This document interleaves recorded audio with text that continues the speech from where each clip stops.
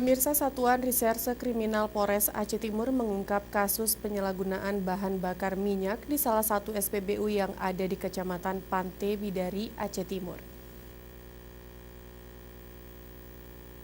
Pengungkapan kasus penimbunan BBM bermula adanya laporan dari masyarakat mengenai kelangkaan BBM jenis solar di wilayah Pantai Bidari.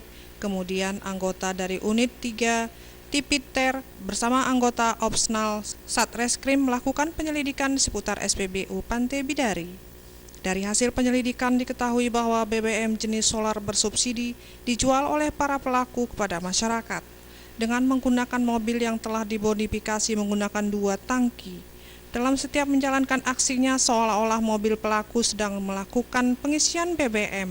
Padahal mobil tersebut mengisi BBM bersubsidi untuk disimpan dan dijual kembali.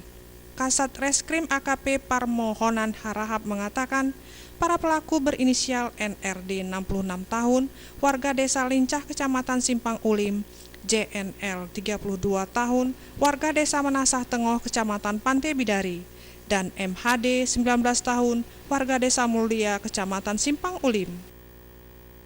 Perlu sampaikan penangkapan ini bermula dari adanya informasi di masyarakat bahwa ada beberapa unit mobil yang membelinya 3 galon Lonibung menggunakan tangki modifikasi.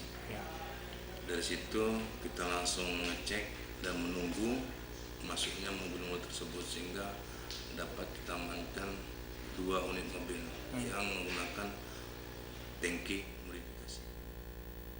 Terhadap para pelaku atas tindakannya tersebut diancam pasal 53 dan pasal 55 Undang-Undang Republik Indonesia Nomor 22 Tahun 2001 tentang minyak dan gas bumi. Dari Aceh Timur, kontributor Aceh TV melaporkan.